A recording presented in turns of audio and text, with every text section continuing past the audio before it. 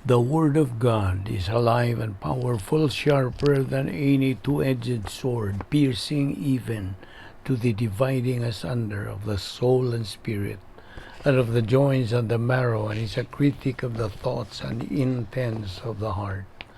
All Scripture is God-breathed, and is profitable for doctrine, for reproof, for correction, for instruction in righteousness, that the man of God might be mature, thoroughly furnished unto all good works. Good day everyone, sa atong mga subscribers, sa atong mga followers, sa atong mga igsoon diyan ni Kristo. Welcome na usab sa atong pagpadayon sa pagtuon sa pulong sa Dios. Pinagi sa YouTube channel ni ining atong ministry. Okay, padayon kita sa atong biyaan nga punto sa doktrina. Niya po man kita magadupot sa atong tunanan nga giuluhan og Positional Truth that Believers Repose. Mao kini ang atong uluhan. Alright. Padayon kita. It's presume nga nagagamit ka na karon sa 1 Juan 1:9 nga prinsipyo pagsugid sa atong mga sala nga nabuhating adlaw aron dili kini mahimong babag sa atong pagtuon-tunan nga pulong sa Dios. Alang kanimo dili magtotoo, tumuo ka kang Ginoong Hesus ug ikaw maluwas. Okay, padayon ta.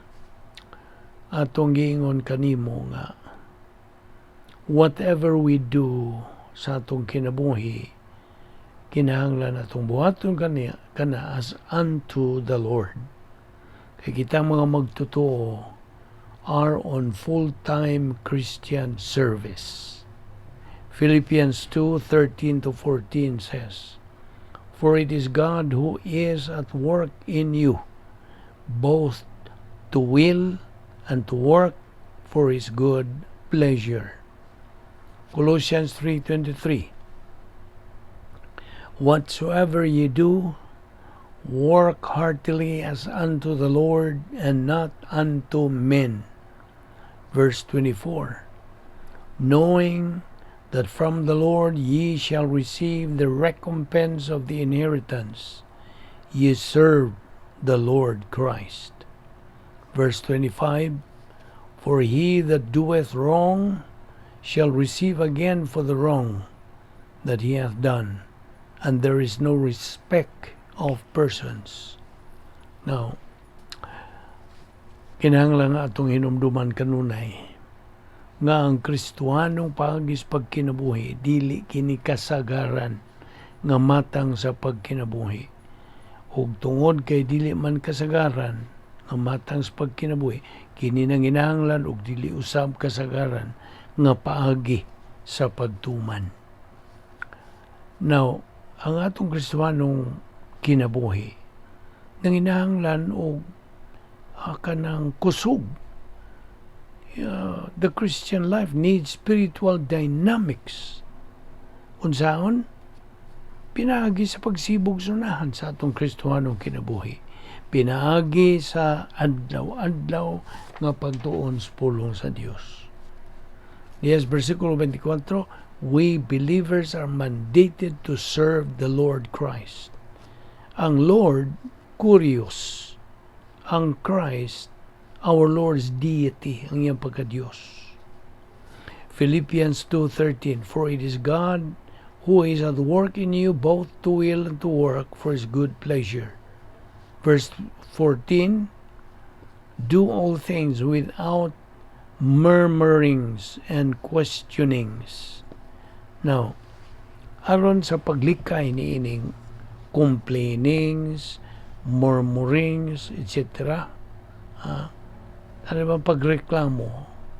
Ang atong pagkareklamador, unsaon man ni paglikay ni ini? Well, we need the proper legitimate motivation. Una-una, si Ginoong Jesucristo, ingon nga atong chief motivator. Tutuki, duputi sa pagunahuna. Concentrate on Him. Saturate your mind with Bible doctrine. ang post-salvation epistemological rehabilitation. Renovate your mind with the mind of Christ. 1 Corinthians 2:16. O kitang magtotoo gimanduan sa pagpuyo kanunay diha sa sulod sa dapit nga may gahom sa Dios. Operational Divine Sphere. In fellowship with the Holy Spirit, fulfilling the protocol plan of God, utilizing God's 10 problem-solving devices.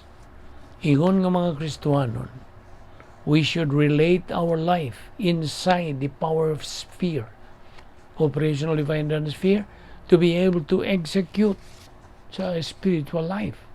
Dili ta makatuman kung wa ta magapuyo dito sa sulod sa operational divine sphere. Kaya ano man, na diha ang gahom sa Dios. So, bantayan yun na to.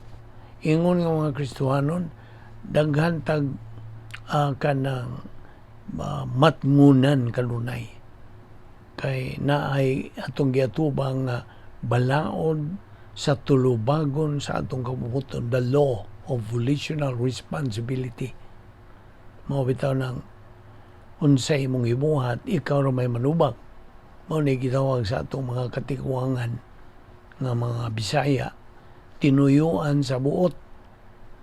Kay igo man lang ning ibase nato sa prinsipyo nga unsay imong gipugas mao po imong anihon. What you sow is what you reap. So kung gusto kang matinawan pa yung dugang nini, basahan ng Hosea 8:7, Galacia 6:7, o Proverbio 22:8. Okay? Now, ingon nga mga magtotoo, kinahanglan kanang masilsil na gyud dinhi sa atong alipatakan nga sa matag sayop nga atong mabuhat sa kinabuhi, ang atong atubangon ini is the Supreme Court of Heaven who will deal with it. Mao ni ang mo kanang sulbad niini. Bot pasabot nga mao ni atong giatubang. Ang Supreme Court of Heaven will deal with the things that we have done wrong, that we commit niining kinabuhi. Now, a believer should know what motivates him in his Christian life. Naibaw ka na pag unsay nagadasig kanimo? Unsa may nagadasig yun nimo? Tubag? It should be what is now resident diha sa imong kalag. What is that thing that is resident in your soul? Pulong sa Dios. Bible doctrine. It is Bible doctrine na nga nagatuyok-tuyok diha sa imong panimuot. Every believer's mind is supposed to be saturated, na puno gyud, na hanukan gyud sa hunahuna ni Kristo. 1 Corinthians 2:16. There should be inculcation. Pinagi sa itong adlaw-adlaw nga pagtuon sa pulo sa Dios by studying God's Word, by repetition, balik-balik, sa tuyo, aron di na makalimtan. So, sinilsilay, inculcation is intended to be executed sa kinabuhi sa magtutuo, so the believer will not forget it anymore.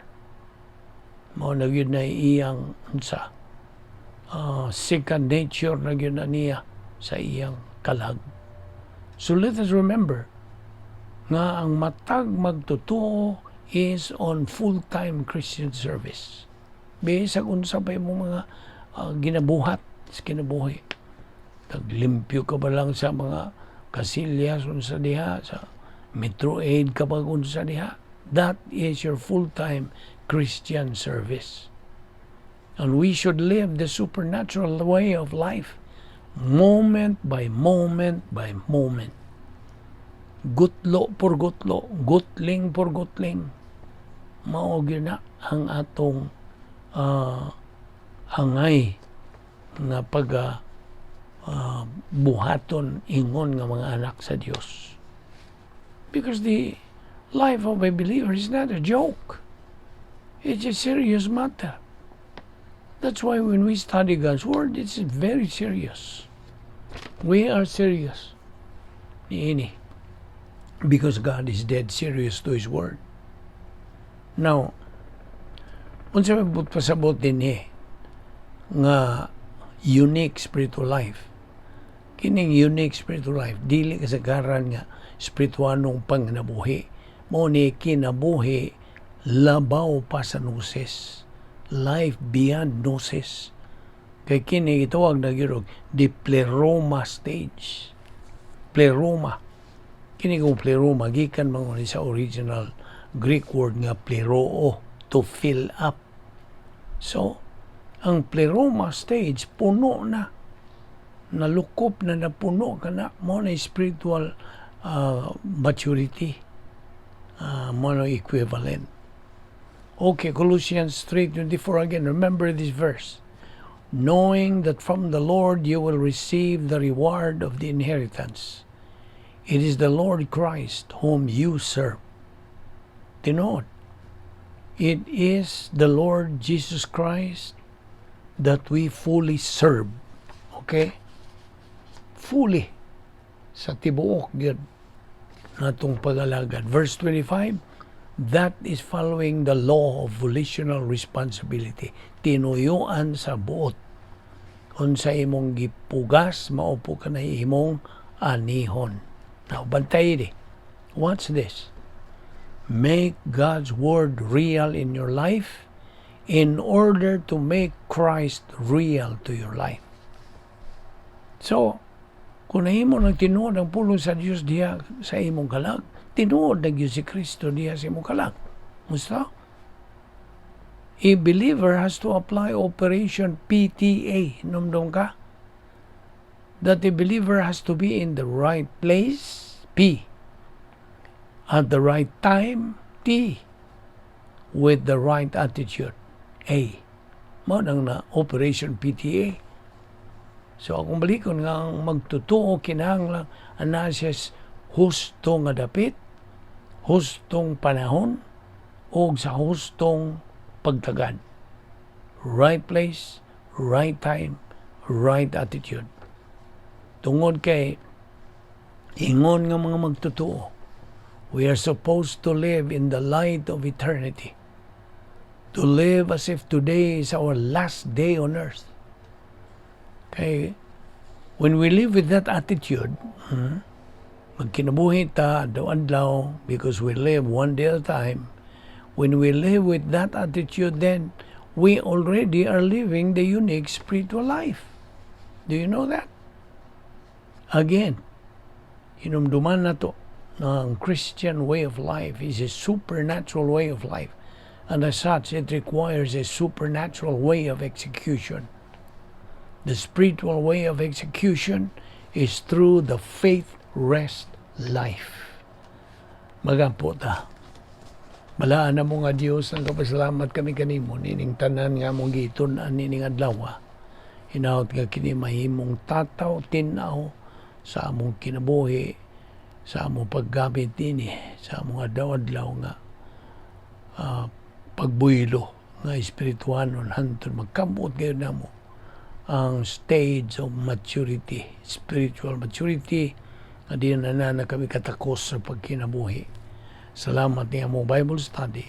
Dada kami pagbalik uma din doon kami magkapadayon nining among tulumanon sa pagpakaon sa among tagsatag sa kakalag kining tanan among gipasalamatan sa ngalan ni Ginoong Hesukristo.